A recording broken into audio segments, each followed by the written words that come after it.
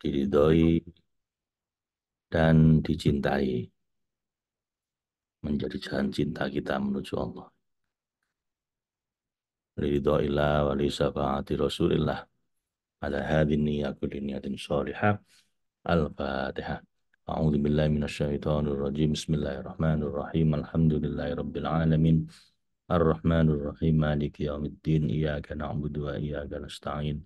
Ihdinas siratal mustaqim. Siratal ladzina an'amta 'alaihim ghairil maghdubi 'alaihim waladdallin. Amin. Subhanaka la ilma lana illa ma 'allamtana innaka antal alimul hakim. Allahumma anfa'na bima 'allamtana wa 'allimna ma yanfa'una. Raditu billahi rabba wa bil islami dina wa bi Muhammadin nabiyya wa rasulah. Rabbi zidni ilma warzuqni fahma. Amin.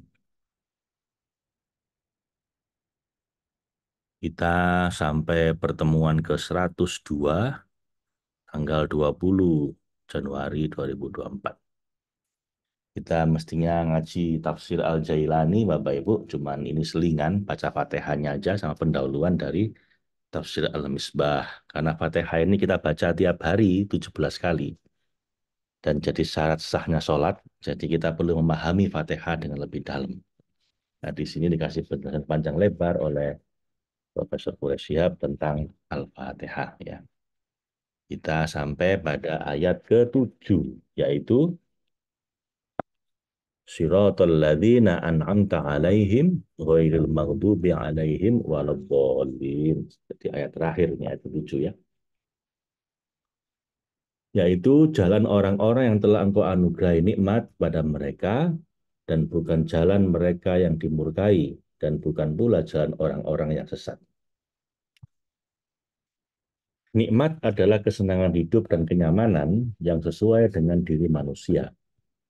Nikmat menghasilkan suatu kondisi yang menyenangkan serta tidak mengakibatkan hal-hal negatif, baik material maupun immaterial. Nah, ini saya lupa mematikan musik Rumi ya. Saya matikan dulu musiknya ya.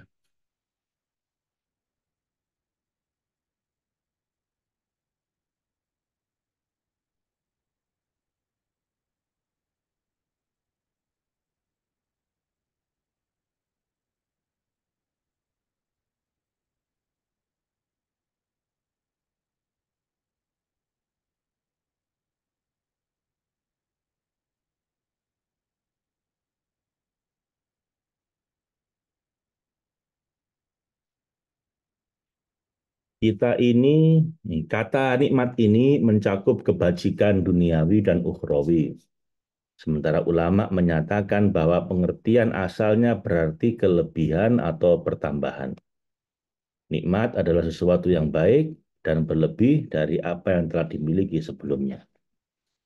Seseorang dapat membayangkan apa saja nikmat-nikmat Allah yang telah diperolehnya dengan melihat modal apakah yang dimilikinya sendiri sebelum hadir di pentas dunia ini. Adakah yang dimiliki manusia sebelum ini? Allah menyebutkan dalam surat Al-Insan ayat pertama, Hal ata 'alal insani hinum minad dahri lam yakun syai'am madhkura. Bukankah telah datang atas manusia suatu waktu dari masa ketika dia belum merupakan sesuatu yang dapat disebut. Nah, dia belum ada. Kalau demikian, keberadaannya di pentas bumi ini adalah nikmat atau suatu penambahan dan kelebihan. Karena sebelumnya nggak ada. Apakah manusia sebelum berada di dunia ini telah memiliki kekayaan, ilmu, pengetahuan, anak, istri, pakaian, jabatan, kekuasaan, bahkan hidayah agama dan lain-lain? Jawabannya secara gamblang dan jelas adalah tidak atau belum, karena memang kita belum ada. Buktinya ada manusia yang tidak memiliki paling tidak sebagian dari apa yang disebut di atas. Kalau demikian, kesemuanya itu adalah nikmat-nikmat Allah, sehingga pada akhirnya apapun yang ada dalam diri manusia, dalam lingkungan, bahkan di seluruh alam raya ini, semuanya adalah nikmatnya Allah, sehingga tepatlah ayat Al-Quran yang menyatakan, Dia Allah, dalam surat Ibrahim ayat 34, Dia Allah telah menganugerahkan kepada kamu segala apa yang kamu butuhkan Dan apabila kamu menghitung-hitung nikmat Tuhan, niscaya kamu tidak mampu menghitungnya, menghinggakannya. Wa in ta'uddu nikmatallahi la tuhsuha. Kalau kita berusaha menghitung, kita nggak akan selesai. Ya. Kamu tidak mampu menyelesaikan hitungan itu. Dalam arti tidak mampu menghitungnya karena tidak ada batasnya. Nikmat-nikmat Allah beraneka ragam dan bertingkat-tingkat, baik dari segi kualitas maupun kuantitasnya. Ada yang memperoleh tambahan yang banyak, ada pula yang sedikit. Ada tambahan yang sangat bernilai, ada yang relatif kurang. Kata nikmah atau nikmat yang dimaksud dalam ayat terakhir Al-Fatihah ini adalah nikmat yang paling bernilai, yang tanpa nikmat itu, nikmat-nikmat lainnya tidak akan mempunyai nilai yang berarti. Bahkan dapat menjadi nikmah, yaitu bencana. Nikmat, nikmah itu kenikmatan, nikmah pakai kof itu adalah bencana. Jadi hati-hati ya Bapak Ibu. Ini kata dua kata yang sangat mirip ya. Nikmah sama nikmah. Satu pakai ain, satu pakai kof. Yang satu artinya kenikmatan, yang satu artinya bencana. Artinya sangat tipis bedanya, sangat tipis jaraknya ketika kita dikasih kenikmatan sama Allah itu bisa menjadi benar-benar nikmat, bisa menjadi awal bencana kalau kita tidak mensyukuri atau tidak melakukan dengan baik dengan nikmat itu. Nikmat tersebut adalah nikmat memperoleh hidayah Allah serta ketaatan pada Allah dan Rasul-Nya, yakni nikmat Islam dan penyerahan diri padanya, berpasrah padanya. Dari pagi kita rumi yoga, sesi terakhirnya kan safasat, pasrah diri total. Nah itu nggak akan bisa kita seperti itu kecuali dikasih nikmat sama Allah, dikasih hati yang penuh ridho, kepasrahan, dan cinta sama Allah. Kebanyakan orang nggak mau pasrah, Pak Ibu. Maunya semau dia gitu. Perhatikan antara lain firman Allah dalam surat Ali Imran ayat 103. Wa'tasimu bihablillah wala tafarroku. Berpeganglah, berpegang teguhlah kamu semuanya pada tali agama Allah dan janganlah kamu bercerai-berai. Dan ingatlah akan nikmat Allah. Wadhkuru nikmatallahi alaikum idh kuntum a'da'a fa'allafa baina qulubikum wa asbahtum bi ni'matihi ikhwana. Gitu kan? Dan ingatlah ketika kamu dahulu pada masa jahiliyah saling bermusuh-musuhan, maka Allah mempersatukan kamu, lalu menjadikan kamu karena nikmat Allah itu menjadi orang-orang yang saling bersaudara dalam persaudaraan iman. Dan kamu telah berada di tepi jurang neraka, lalu Allah menyelamatkan kamu darinya. Demikianlah Allah menerangkan ayat-ayat padamu agar kamu mendapat petunjuk. Nikmat Allah dimaksud adalah nikmat berupa tuntunan agama Islam atau hidayah.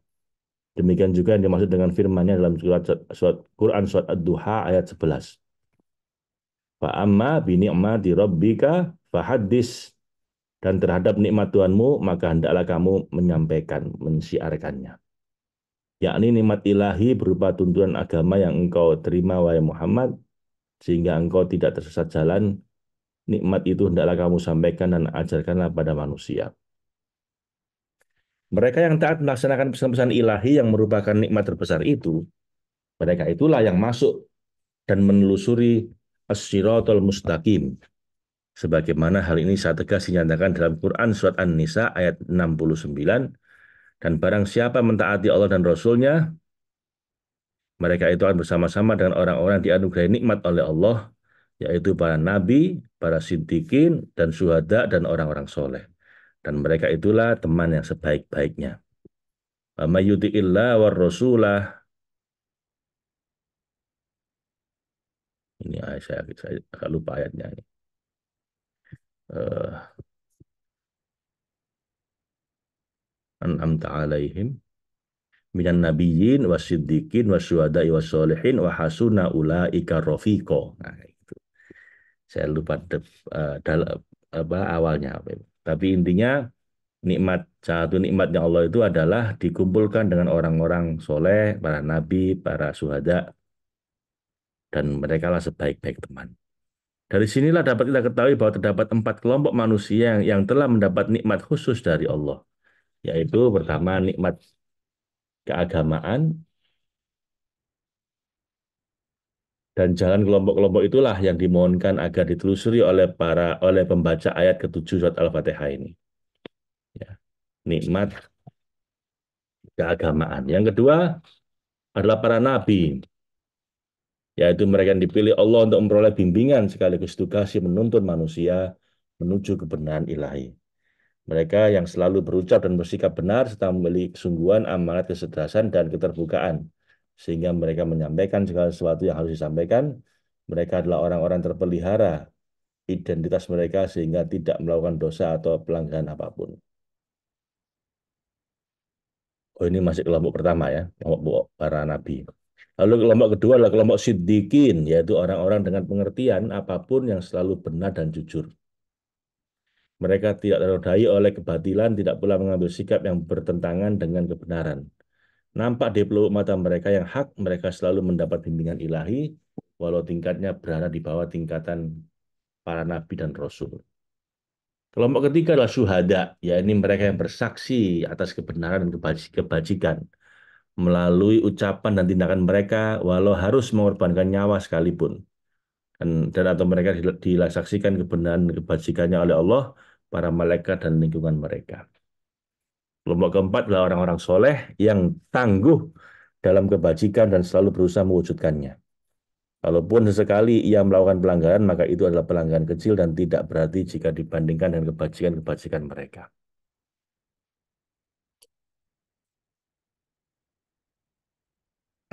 Semoga kita minimal dalam kelompok orang soleh, Bapak Ibu. Syukur-syukur bisa syuhada dan soleh dan siddiqin. Melalui ayat ke-7 ini kita bermohon kiranya mereka siapa, kapan, dan dimanapun menjadi panutan kita dalam kehidupan ini. Menapaktilah sejak mereka berarti mengikuti mereka dan berada bersama mereka. Sebelum melanjutkan penafsiran penggalan ayat berikut, perlu direnungkan kandungan ayat ini yang membatasi nikmat Tuhan yang sangat bernilai hanya dalam bidang-bidang ketaatan beragama padanya, atau dalam bidang-bidang kebenaran dan kebajikan, tanpa menyinggung nikmat lain seperti kesehatan, kekayaan, kedudukan, dan sebagainya. Pembatasan ini akan lebih terasa lagi dengan adanya penggalan ayat berikut, yaitu ghairil maghdubi alaihim waladdallin. Bukan jalan mereka yang dimurkai dan bukan pula jalan mereka yang sesat. Bukankah di antara anggota kelompok yang disebut di atas ada yang memiliki kekayaan, kedudukan, dan sebagainya? Nabi Sulaiman juga kaya, punya kedudukan dan punya kekayaan yang luar biasa ya. Banyak sahabat Nabi juga yang kaya raya. Dari pembatasan makna nikmat hanya pada nikmat pada segi keagamaan dan kebenaran saja, seseorang dapat memperoleh kesan bahwa pokok utama dalam kehidupan ini adalah mencapai kebenaran dan melakukan kebajikan. Segala nikmat atau segala kelebihan yang diperoleh bila tidak dibarengi dengan perolehnya manfaat dan dengan kebenaran kebajikan atau tuntunan agama akan tidak mempunyai nilai yang berarti. Jika kekayaan tidak dibarengi dengan kebenaran, maka suatu ketika nikmat itu menjadi nikmah atau bencana. Demikian pula dengan nikmat-nikmat yang lain, anak, kekayaan, kecantikan, kekuasaan, semuanya dapat menjadi beban, menjadi bencana bila tidak dibarengi dengan tuntunan agama. Sebaliknya, jika kini Anda miskin tetapi nikmat kebenaran dan keberagaman telah Anda raih, maka yakinlah bahwa kemiskinan Anda tidak akan berarti karena melalui kebenaran keberagaman itu Anda akan meningkat dan meningkat hingga akhirnya mencapai kebahagiaan dan kenikmatan abadi. Semua malapetaka ringan selama tidak berkaitan dengan agama. Jadi semua malapetaka itu ringan asal nggak berkaitan dengan agama. Begitu katanya Sayyidina Umar bin Khattab radhiyallahu anhu. Jadi musibah apapun ringan asal tidak terkait dengan agama, gitu kata beliau. Ghairil maghdubi alaihim. Kata maghdub berasal dari kata ghodab atau yang dalam berbagai bentuknya memiliki keragaman makna, namun kesemuanya mengesankan sesuatu yang bersifat keras, kokoh, tegas. Singa, banteng, batu gunung, sesuatu yang merah padam, kesemuanya digambarkan melalui akar kata ghodab. Karena itu al-ghadab adalah sikap keras, tegas, kokoh, dan sukar digoyahkan yang diperankan oleh pelakunya terhadap objek masyarakat, terhadap objek disertai dengan emosi. Oleh karena itu al-ghadab adalah sikap keras, tegas, kokoh, tak tergoyahkan yang diperankan oleh pelaku terhadap objek disertai dengan emosi. Sikap itu apabila diperankan oleh manusia dinamai amarah. Ghadab itu ada di amarah. Tetapi bila diperankan oleh Tuhan, maka walaupun ia diterjemahkan dengan amarah dan murka, namun maksudnya bukanlah seperti amarah makhluk yang biasanya lahir dari emosi. Dahulu para ulama salaf, yakni yang hidup pada abad pertama dan kedua Hijriah, enggan menafsirkan kata-kata seperti ini. Tetapi ulama yang datang sesudah mereka memahaminya apa, sambil menjauhkan dari Allah segala sifat kekurangan dan sifat yang dapat disandang makhluk. Mereka memahaminya dalam arti kehendaknya untuk melakukan tindakan keras dan tegas terhadap mereka yang membangkang pemerintahnya. Dengan kata lain, ia bermakna an- ia bermakna ancaman siksa yang puncaknya adalah yang bersangkutan pasti merasakan dijatuhkan kepada mereka yang mempersekutukan Allah dengan memasukkan dan mengekalkan mereka di neraka. Tingkat yang lebih rendah dari ghadab adalah tidak senang. Sejarah dan pengalaman sehari-hari membuktikan bahwa ketaatan pada Allah SWT atau dengan kata lain melaksanakan kebenaran dan kebajikan menghasilkan imbalan balik. Kalau bukan pada saat itu, paling tidak pada akhirnya. Demikian pula pembangkangan terhadap kebenaran menimbulkan penyesalan. Bahkan siksaan paling sedikit adalah siksaan batin. Kalau bukan sesaat sesudah pelanggaran itu, maka tentu pada akhirnya. Tentang siapakah al-maghdubi alaihim, ayat ini tidak menjelaskannya. Sementara ulama tafsir berdasarkan keterangan suatu hadis Nabi yang menyatakan bahwa mereka adalah orang-orang Yahudi. Al-Quran juga memberitakan bahwa orang-orang Yahudi mengenal kebenaran maupun namun enggan mengikutinya. Atas dasar ini, para ulama tafsir lain memperluas mengenal kebenaran namun enggan mengikutinya. Jadi maghdub ini orang-orang yang tahu tapi nggak mau. Mengenal kebenaran tapi nggak mau ikut. Ilmunya banyak tapi nggak dipraktekin. Tahu tapi nggak mau. Memang penjelasan Rasulullah SAW tentang arti penggalan di atas hanya sekedar sebagai contoh konkret yang beliau angkat dari masyarakat beliau. Mereka adalah orang-orang yang waktu mendapat siksa atau ancaman siksa Tuhan karena perbuatan-perbuatannya. Penjelasan Rumi ini tentunya bukan berarti bahwa seluruh Bani Israel orang Yahudi mendapat murka. Yang mendapat murka hanyalah mereka yang melakukan pelanggaran yang sama tentu terancam pula dengan murka serupa. Murka dan nikmat Allah tidak dibaginya atas dasar ras, bangsa atau keturunan, tetapi atas dasar niat dan tingkah laku. Al-Quran menegaskan dan kesaksian sejarah membuktikan bahwa sunnatullah tidak berubah, tidak pula membedakan. Sunnatullah, sunnatullah yang berlaku atas orang-orang yang terdahulu sebelum kamu dan kamu sekali-sekali tidak akan menjumpai perubahan pada sunnatullah. Wajar sekali Rasulullah SAW, Allahumma sholli wa sallim alaihi, memberi contoh itu orang Yahudi karena dari 24 kali kata ghadab dalam berbagai bentuk yang tercantum dalam Al-Quran, 12 kali adalah dalam konteks pembicaraan tentang pelanggaran-pelanggaran dilakukan oleh orang Yahudi. Sedang sisanya berkisar pada pembicaraan tentang amarah, tentang naluri manusia, murka Tuhan, yang ditunjukkan kepada orang-orang musyrik atau penyembah berhala. Orang-orang munafik yang mengaku sebagai pengikut Nabi, tapi atau bahkan orang-orang Muslim yang melakukan pelanggaran tertentu.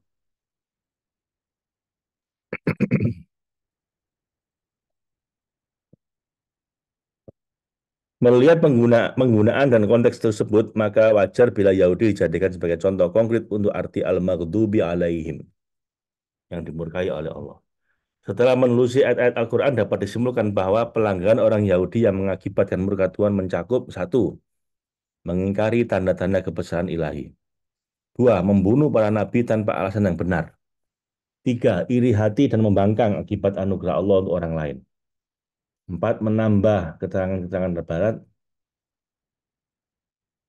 Nomor empat, membantah keterangan-keterangan Rasul. Ini orang Yahudi. Mempersekutukan Allah dan mempersonifikasikannya dalam bentuk sapi. Melakukan pelanggaran-pelanggaran dalam perolehan rezeki seperti suap. Yang terakhir, menyalahgunakan kekuasaan dan lain-lain. Pelanggaran-pelanggaran juga dikaitkan dengan murka Tuhan, tapi dikemukakan bukan dalam konteks pembicaraan menyangkut orang Yahudi adalah membunuh seorang mukmin dengan sengaja tanpa alasan yang benar, berprasangka buruk pada Tuhan serta meragukan kehadiran bantuannya, lari dari peperangan atau perjuangan membela kebenaran, murtad atau memilih kekufuran sebagai ganti keimanan dan menentang ajaran agama yang hak. Dan terakhir, yang nomor lima, perzinaan yang dilakukan oleh seorang wanita yang sedang terikat perkawinan tanpa bertobat. Ini adalah pelanggaran-pelanggaran yang juga dikaitkan dengan murka Tuhan. Tidak spesifik untuk orang Yahudi, tapi Allah marah kalau kita melakukan satu di antara lima ini. Membunuh, berprasangka buruk sama Allah, lari dari perang, murtad, dan zina. Dalam ayat ketujuh surat Al-Fatihah ini tidak dijelaskan siapa yang dimurkai Tuhan. Namun dari penjelasan-penjelasan seperti dilakukan di atas, kita dapat menemukan bahwa siapapun yang melakukan pelanggaran tersebut pasti dimurkai Tuhan. Di sisi lain perlu ditegaskan bahwa walaupun telah ditemukan macam-macam pelanggaran yang mengakibatkan ghadab atau murka Tuhan, tetapi itu bukan berarti bahwa hanya pelanggaran yang disebutkan itulah yang harus mengakibatkan dosa atau siksa.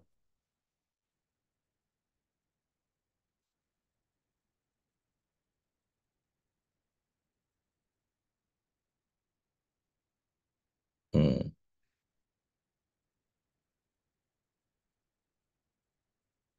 Kembali kepada redaksi ayat ghairil maghdubi alaihim, bukan orang-orang yang dimurkai. Kalau di atas telah dijelaskan siapa yang mendapat murka, kini kita dapat bertanya siapa yang murka. Agaknya cukup jelas bahwa yang murka adalah Allah. Jika demikian, mengapa ayat ini tidak menyebutnya secara langsung? Melalui redaksi ayat ketujuh ini, Allah mengajarkan manusia agar tidak menisbahkan sesuatu yang berkesan negatif terhadap Allah. Ketika berbicara tentang nikmat secara tegas dinyatakan bahwa sumbernya adalah Allah, berarti karena firman-Nya, Shiratal ladzina an'amta alaihim, yaitu jalan orang yang engkau beri nikmat, tetapi ketika berbicara tentang murka, pelakunya tidak dijelaskan siapa dia. Ayat ini tidak menyatakan jalan yang telah engkau murkai, tetapi yang dimurkai. Ini karena penganugeraan nikmat adalah sesuatu yang terpuji sehingga wajar disandarkan pada Allah, sedang murka secara umum dapat dikatakan buruk karena itu tidak disandarkan pada Allah. Rasulullah SAW mewasiatkan kepada salah seorang sahabat beliau, jangan marah.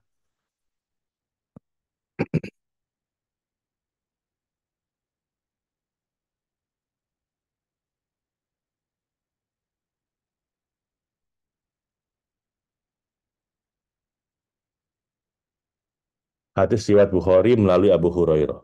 Al-Quran memuji orang-orang yang mampu menahan amarahnya dan menjadikan kemampuannya ini sebagai salah satu ciri ketakwaan, yaitu surat Ali Imran ayat 134. 134. Walladzina hmm, walladzina ghadab gitu. Jadi bukti ketakwaan adalah bisa menahan amarah. Al-Quran mengajarkan bahwa segala yang terpuji dan indah bersumber darinya. Sedang yang tercela, sedang yang tercela carilah penyebabnya pada diri sendiri. Perhatikan ucapan Nabi Ibrahim alaihissalam diabadikan oleh Al-Quran, apabila aku mati maka engkau yang menyembuhkan. Fa'idha maritu fahuwa yasfini. Karena penyakit adalah sesuatu yang buruk, maka ia tidak dinyatakan sebagai dari Allah, namun kesembuhan yang merupakan sesuatu yang terpuji, maka dinyatakan bahwa Allah yang menyembuhkan. Sekali lagi firman Allah dalam surat Al-Kahfi ayat 18 yang mengisahkan perjalanan Nabi Musa alaihissalam bersama seorang hamba pilihannya. Ketika sang hamba Allah itu membocorkan perahu, dia berucap, aku hendak merusaknya. Ini karena pembocoran perahu tersebut adalah karena biar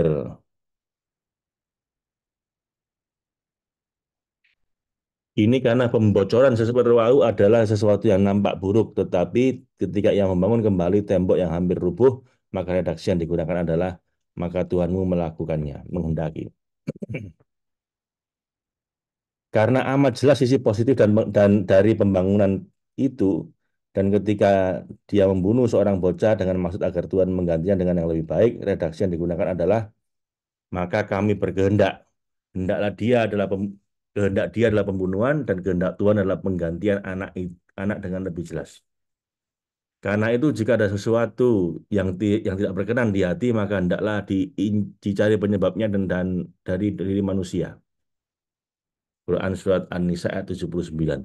Apa saja nikmat yang telah engkau dapatkan, maka ia adalah dari Allah, dan apa saja yang kamu tidak yang yang dan apa saja bencana yang menimpamu, maka dari kesalahan dirimu sendiri. Allah tidak menganiaya mereka, tetapi mereka hanya menganiaya diri mereka sendiri. Jadi ya Bapak Ibu, kapanpun hidup kita terasa low, terasa down, terasa kurang, terasa bangkrut, jangan lihat menyalahkan siapapun, sudah introspeksi, salahkan diri sendiri sambil istighfar dan tobat. Sudah selesai. Jadilah itu pelajaran. Jangan diperpanjang susahnya ya. Murka yang menimpa mereka, penyebabnya adalah diri mereka sendiri, sehingga di hari kemudian mereka hendak bergejolak penuh kebencian dan kemurkaan terhadap diri mereka, walaupun murka Allah lebih besar dari murka mereka itu. Quran Surah Al-Mu'min ayat 10, sesungguhnya yang kafir diserukan pada mereka pada hari kiamat. Sesungguhnya orang-orang kafir diserukan pada mereka pada hari kiamat. Sesungguhnya murka Allah padamu lebih lebih besar daripada murka kamu kepada dirimu sendiri. Karena kamu akan karena kamu diseru oleh karena kamu diseru untuk beriman lalu kamu kafir. Quran Surat Al-Mu'min ayat 10. Ayat yang sedang kita bahas ini menjelaskan bahwa bukan jalan orang-orang yang dimurkai, walau sebelumnya telah dimohonkan agar dibimbing dan diantar menuju jalan orang-orang yang diberi nikmat.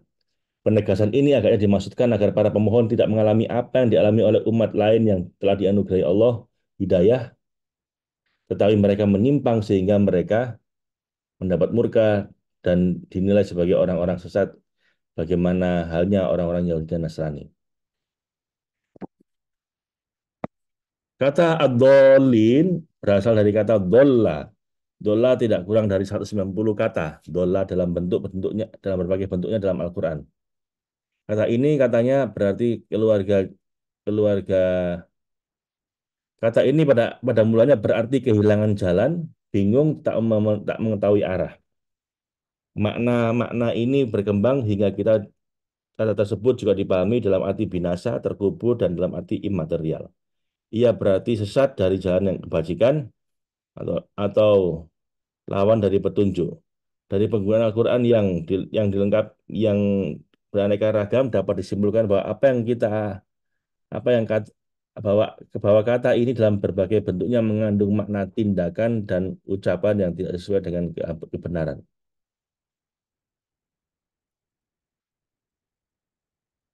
Anda dapat memahami kata ad-dhalin dalam ayat ini adalah orang-orang yang Nasrani. Sebagaimana informasi sebuah riwayat yang dinisbahkan kepada Nabi tanpa menolak informasi itu, di sini dapat diulangi penjelasan dan yang dikemukakan di atas tentang al-maghdubi alaihim, yakni bahwa keprofesian itu adalah bahwa penafsiran ini adalah contoh yang diangkat Nabi dari masyarakat beliau waktu itu. Kata ad-dhalin ditemukan dalam Al-Quran sebanyak 8 kali dan kata ad-dhalin sebanyak 5 kali.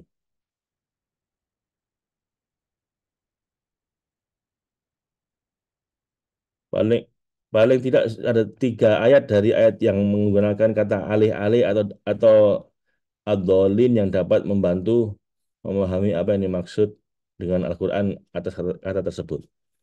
Pertama, surat Ali Imran ayat 90. Sesungguhnya orang-orang kafir sudah beriman, kemudian bertambah kekafirannya, sekali-sekali tidak akan diterima taubatnya, dan mereka itulah adib, dan mereka itulah adalah ad-dhalin, yaitu orang yang sesat.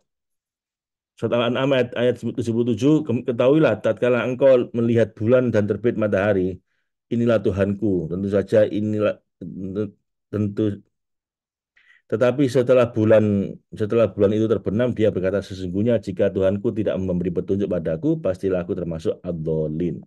Ini doanya Nabi Ibrahim ya, ketika lihat bulan dia sebut, jangankan ini Tuhanku. Tapi nyatanya kemudian besoknya beliau berubah pikiran dan mengatakan apa, sesungguhnya jika Tuhanku tidak memberi petunjuk padaku, pastilah aku termasuk alih-alih, aku termasuk ad-dhalin.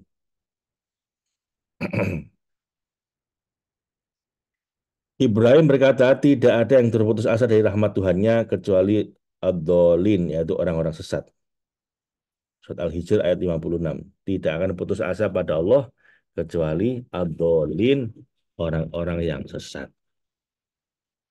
Baik, kita sampai halaman 77, Bapak Ibu. Besok insya Allah halaman ke-78.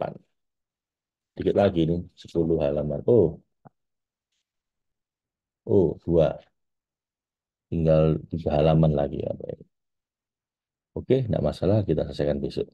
Terima kasih Bapak Ibu. Semoga bermanfaat. Allahumma arhamna bil Quran waj'alhu lana imaman wa nuron wa hudaw wa rahmah.